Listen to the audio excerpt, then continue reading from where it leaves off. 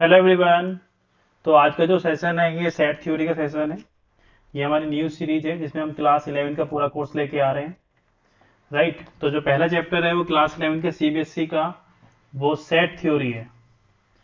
तो set theory पढ़ेंगे हम। Set theory. ओके। तो सेट थ्योरी में सबसे पहले वर्ड आया सेट। तो सेट क्या होता है वो जान लेते हैं। तो सेट क्या होता है वो जान लेते हैं। तो जैसे मैंने बोला, कलेक्शन एक वर्ड होता है, कलेक्शन। तो कलेक्शन का मतलब क्या होता है कि आपने दो चार ऑब्जेक्ट उठाए, उनको एक जगह उठा के रख दिया। तो डेट इज कलेक्शन, ये तो कलेक्शन होता है। अब सपोज करो सेट में भी कलेक्शन वर्ड यूज होता है, इसलिए मैं कलेक्शन बता रहा हूँ। ठीक है, तो उसकी डेफिनेशन लिख लेते हैं। Set is a collection of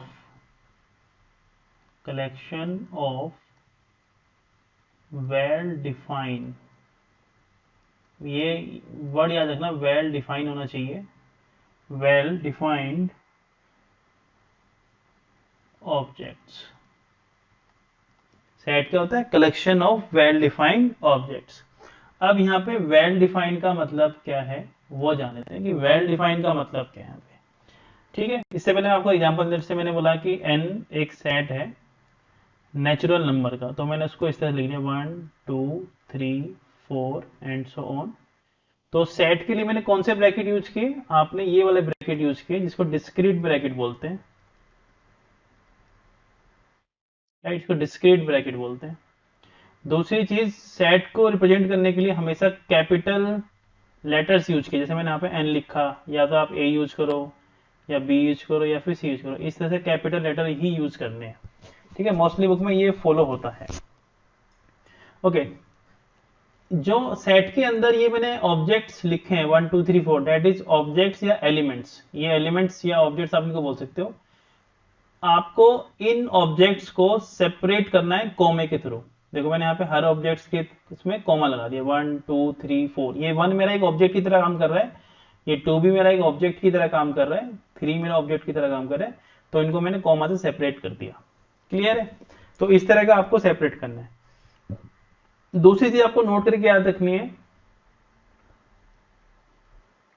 note करके याद रखनी है कि never repeats elements, never repeat elements,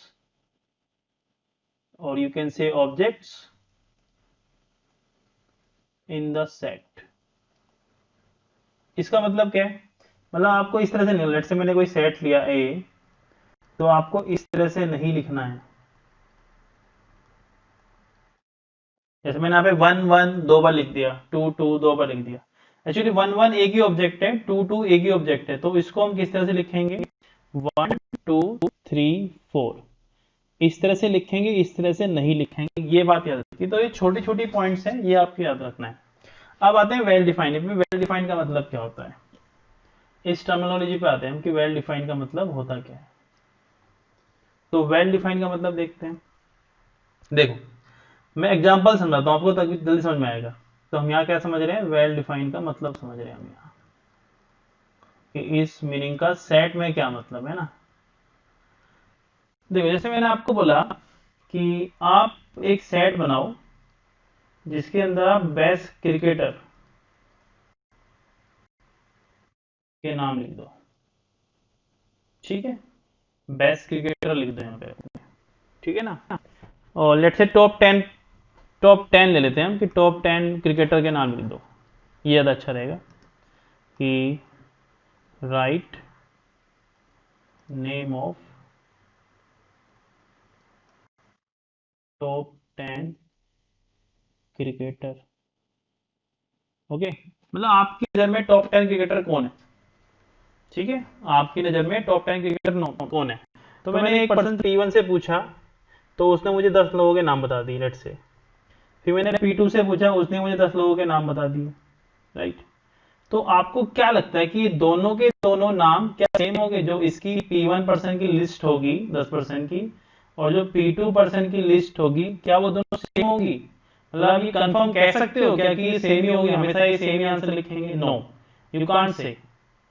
right, you can't. पहले बात तो मैंने क्रिकेटर लिखा, मैंने बोला इनकी बॉलर होना चाहिए या बैट्समैन होना चाहिए। क्रिकेटर तो क्रिकेटर होता है। ठीक है, तो क्या पता है ये 5 बॉलर का नाम लिख दे, ये क्या पता सारे बैट्समैन के नाम लिख दे, ऐसा भी हो सकता है, इसकी नजर में सारे बैट्समैन ही अच्छे क्रिकेटर है, बॉलर को कंसिडर नहीं कर रहा है। तो ये दोनों लिस्ट सेम नहीं है आपके पास। तो यानी कि जो मैंने ये डेफिनेशन लिखी, डेफिनेशन का मतलब जो मैं आपसे पूछना चाह रहा था कि write name of top 10 cricketer, तो ये जो कलेक्शन है मेरा, ये वेल डिफाइंड नहीं है। ये जो मेरा कलेक्शन है ये मेरा वेल डिफाइंड नहीं है, जो मैंने ग्रीन किया है ये जो मेरा कलेक्शन है ये वेल डिफाइंड नहीं है। ठीक है ना, बात समझ में आई? दूसरा एग्जाम्पल समझो। ठीक है ना, वेल डिफाइंड कैसे पता चला, क्योंकि दोनों पर्सन अलग अलग लिस्ट दे रहे हैं, तो वेल डिफाइंड नहीं हुआ। अब देखो मैंने बोला कि एक सेट ले लेते हैं बी, अब मैंने बोला top 10 player ranked by ICC. ठीक है, टॉप 10 बैट्समैन लिख लेते हैं, top 10 batsman, okay, rank by ICC. तो अगर मैंने आपको ये बोला कि टॉप 10 बैट्समैन की लिस्ट बताओ कि जो आईसीसी ने रैंक की हो, ठीक है, कोई पर्टिकुलर सन के लिए, किसी पर्टिकुलर सन के लिए मैंने बोल दिया, ठीक है, लेट्स से 2020 के लिए मैंने बोल दिया, या 19 के लिए बोल देते हैं, 2019 के लिए मैंने बोल दिया आपको। तो मैंने P1 पर्सन से पूछा, तो वो भी साइट पे जाएगा आईसीसी की और वहां से डाउनलोड करेगा और मुझे लिख के दे देगा, राइट। P2 पर्सन से पूछा मैंने, अगर उसको याद है तो वो भी लिख के दे देगा, अदरवाइज वेबसाइट पे जाएगा आईसीसी की और मुझे 10 नाम लिख के दे देगा। तो आपको ये कंफर्म पता है, देखो ये अपनी मर्जी से नहीं लिखेंगे, ये दोनों अपनी मर्जी से थोड़ा लिख देंगे आईसीसी की लिस्ट का नाम, ये आईसीसी की वेबसाइट पे जाके देखेंगे कि क्या है भाई, तो उसने लिख दिया 10 प्लेयर इसने लिख दिए, 10 प्लेयर का नाम इसने लिख दिया। तो अब आप बताओ कि ये दोनों प्लेयर की जो लिस्ट बनेगी, 2% की जो लिस्ट बनेगी, ये कंफर्म सेम है? अब आप कंफर्म कह सकते हो कि कंफर्म ही सेम है, क्योंकि ये तो आईसीसी ने रैंकिंग दी है, ये तो दो, मैं किसी से पूछूं ये सेम ही आएगी, तो इसको बोलते हैं वेल डिफाइंड। ठीक है ना, इसको क्या बोलते हैं, वेल डिफाइंड। ये देखो मैंने यहाँ पे आईसीसी मेंशन कर दिया ना, तो ये वेल डिफाइंड है कि हाँ मुझे आईसीसी से पता लगाना है। तो जहां पे person to person list vary ना करे, person to person list vary ना करे, वो सेट होता है, वो सेट होता है। जैसे मैंने आपसे पूछा कि बेस्ट सिंगर कौन है, ठीक है, बेस्ट टॉप 5 सिंगर के नाम बताओ, तो मैंने अगर P1 से पूछा तो वो कुछ और बताएगा, मैंने P2 से पूछा तो कुछ और बताएगा, तो वो सेट में कंसीडर नहीं होते। यानी कि जो पहला मैंने ए सेट लिखा है that is not a set, ये सेट नहीं है, ये सेट की कैटेगरी में नहीं आएगा। हाँ ये सेट है, ये सेट की कैटेगरी में आएगा। तो अभी तक हमने ये पढ़ा है कि सेट होता क्या। अब तो किसी को डाउट नहीं होगा, I think well defined word समझ में आ गया होगा कि जहां पे 2% की लिस्ट अलग अलग नहीं आती वो वेल डिफाइंड होता है। क्लियर, आगे चलते हैं। अब देखते हैं कि सेट को रिप्रेजेंट कैसे करते हैं।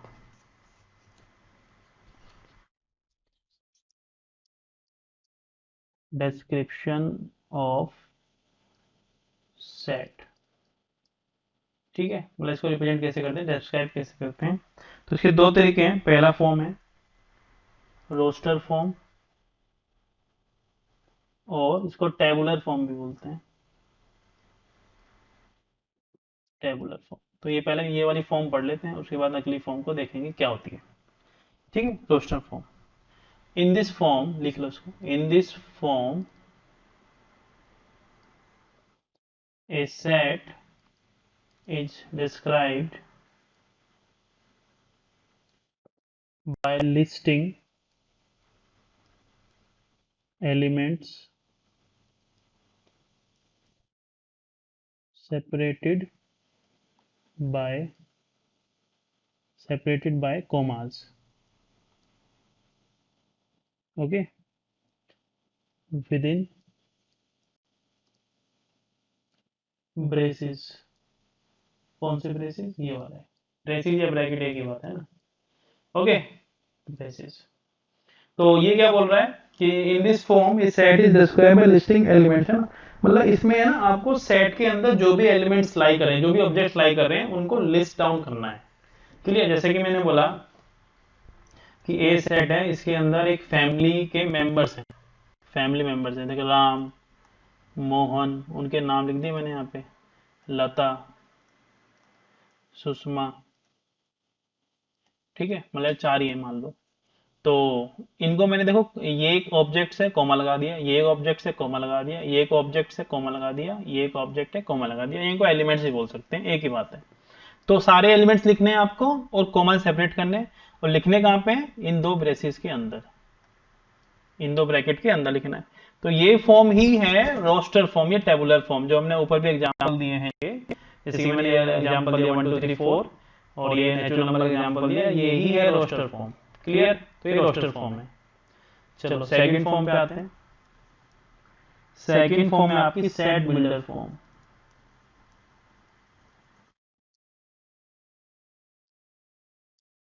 Set builder form, okay. तो सेट बिल्डर फॉर्म कौन सी होती है, देखो इसमें सेट को इस तरह से डिफाइन करेंगे, जैसे कोई सेट है x P, not P, x, और ये सब बार लगाएंगे, property of x, property of x, या तो ऐसे लिखेंगे या फिर इस तरह से लिखेंगे एक्स, ये तो कॉलन से लगाएंगे, प्रॉपर्टी ऑफ एक्स, इस तरह से लिखेंगे। और है बेटा ये, ठीक है, या तो इस तरह लिखेंगे या फिर इस तरह, यानी या तो ऐसे लिखेंगे, किसी बुक में ऐसे लिखा मिलेगा, किसी बुक में ऐसे लिखा मिलेगा, या फिर दोनों यूज हो सकते हैं। ठीक है, तो याद रखा, इसका मतलब क्या है जो मैंने कॉलन से लगाए, सच डेट, सच डेट। ठीक है, इसका मतलब और इसका मतलब सेम है, जो मैंने बार सा लगाया यहाँ पे, इसका मतलब क्या है, सच डेट है। ओके, इसको रीड कैसे करेंगे कि X is such that, X is such that, और यहाँ पे प्रॉपर्टी ऑफ एक्स बताने की, एक्स है क्या, उसकी प्रॉपर्टी क्या है। क्लियर है। चलो मैंने ऐसे एग्जांपल के तौर पे ले लिया, x is such that x is even prime. Okay, तो एक्स कैसा है, एक्स इवन प्राइम है। तो अगर मैं इसको रोस्टर फॉर्म में लिखना चाहूं, तो इवन प्राइम कौन सा है, केवल इवन प्राइम केवल 2 है, तो मैं इसको इस तरह लिख सकता हूं। तो ये तो मेरी सेट बिल्डर फॉर्म है और ये मेरी रोस्टर फॉर्म है। क्लियर है। ओके, एक दो एग्जांपल और देता हूं मैं आपको, देखो जैसे मैं नेचुरल नंबर को लिखना चाह रहा हूं कि x is such that x belong to natural number n, x is equal to 2n, इस तरह से मैंने लिख दिया नेचुरल नंबर यूज करके, राइट। और n यहाँ पे किसको बिलोंग कर रहा है, नेचुरल नंबर को ही बिलोंग कर रहा है। क्लियर है। अगर आप लेट से आपने ये नहीं लिखा, मान लो आपने ये चीज नहीं लिखी, तो भी चलेगा, तो भी चलेगा, क्योंकि आपने ये लिख दिया x 2n, और n नेचुरल नंबर को बिलोंग कर रहा है, तो ये तो नेचुरल नंबर ही आना ऑफ कोर्स x, तो ये लिखने की जरूरत नहीं है आपको। ठीक है, नहीं लिखा तो भी चलेगा। क्लियर है। और ले लो एग्जांपल लो, x is such that x is equal to 2k plus 1 k belong to natural number. तो ये हो गया, ये ओड नंबर का दे दिया मैंने आपको, ऊपर इवन नंबर का दिया। तो ये रोस्टर फॉर्म है, ठीक है, सॉरी ये सेट बिल्डर फॉर्म है, रोस्टर फॉर्म तो ये है। ओके, आई थिंक कोई दिक्कत नहीं होगी। अब कुछ क्वेश्चन ले लेते हैं जहाँ पे रोस्टर फॉर्म को आपको कन्वर्ट करना पड़ेगा सेट बिल्डर फॉर्म में, और सेट बिल्डर फॉर्म को कन्वर्ट करना पड़ेगा रोस्टर फॉर्म में। तो इस तरह कुछ क्वेश्चन ले लेते हैं ना। चलो देखो,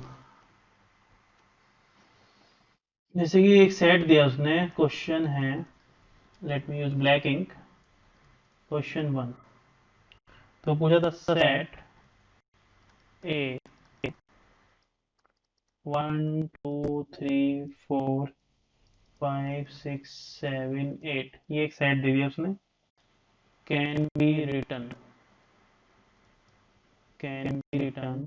as is equal to x belong to natural number such that x less than 8। ठीक है, ये लिखा इसने। तो क्या ये पूछ रहा है कि क्या हम ऐसे लिख सकते हैं। ठीक है, तो मैंने ये बोला कि क्या मैं इसको ऐसे लिख सकता हूँ, क्या ये सही है, क्या ये सही है, ये पूछ रहा है वो, क्या ये सही है, ट्रू और फॉल्स समझ लो उसको। तो यस दिस इज ट्रू, तो यस दिस इज ट्रू। देखो क्या कह रहा है वो, उसने पहले x लिखा कि x क्या है, x नेचुरल बोल दिया यहाँ पे, ठीक है, इसने यहाँ पे यूज कर दिया, कोई दिक्कत नहीं है। ओके, कि x नेचुरल नंबर को बिलोंग कर रहा है, कैसा है वो, लेस देन 8 है, तो नेचुरल नंबर बताओ जो लेस देन 8 हो, और यहाँ पे देखो इक्वलिटी होल्ड कर रही है, यानी कि 8 भी आएगा, तो वो तो यही है 1 2 3 4 5 6 7 8, तो यानी कि ये जो कन्वर्जन है ठीक है, ट्रू है स्टेटमेंट, तो ये हमने यहाँ ट्रू लिख दिया। क्लियर है, तो हमने यहाँ पे क्या लिख दिया, ट्रू लिख दिया बेटा आपका। ओके, चलो एक दो क्वेश्चन और देख लेते हैं। देखो देखो जैसे मैंने ये लिखा, let me use black ink, write the set b is equal to 1 by 2, comma 2 by 3, 3 by 4, 4 by 5, 5 by 6, 6 by 7, 7 by 8, यहाँ तक रख लेते हैं, 7 by 8 तक लिया, इन the set builder form, in the set builder form, ठीक है। तो देखो बी सेट लिख रहा हूँ, तो मैंने लिया x is such that x is equal to, अब देखो यहाँ पे लॉजिक लगाओ अपना कि कैसे लिखूं, आप कैसे भी लिख सकते हो, अलग अलग बच्चा इसको अलग अलग तरह से आंसर दे सकता है, तो इसमें कंफ्यूजन होने वाली बात नहीं है, लेकिन आपका जो रिप्रेजेंटेशन है वो सही होना चाहिए। देखो मैंने क्या देखा कि यहाँ पे 1 है तो इसमें एक ऐड हुआ, फिर देखो एक ऐड हुआ, फिर नीचे एक ऐड हो रहा है, हर नंबर में ऐसे हो रहा है क्या, हर नंबर में ऐसे ही हो रहा है, तो मैंने क्या लिखा कि भाई n प्लस वन, कि x इस फॉर्म में है, x is such that x equal to n plus one, और n कहाँ से कहाँ लाई कर रहा है, n 1 से लेके 7 तक लाई कर रहा है, कॉमा लगा के ये लिख दिया मैंने, तो ये आपका क्या हो गया, ठीक है। अच्छा अभी कंप्लीट नहीं हुआ, अगर आपने ये लिखा तो ये गलत हो गया, क्योंकि 1 से 7 में तो 1.2 भी आएगा, तो यहाँ पे ये करने के लिए आपको क्या करना पड़ेगा, ये भी लिखना मेंशन करना पड़ेगा कि n belong to natural number, अब ये कंप्लीट हो गया। अगर आप वो नहीं लिखते ना तब गलत था ये, अगर आप n belong to natural number नहीं लिखोगे तब ये गलत है, तो this is our final answer. Clear है, तो आज के लेक्चर में इतना ही करते हैं, उसके बाद देखेंगे फिर। Okay, thank you.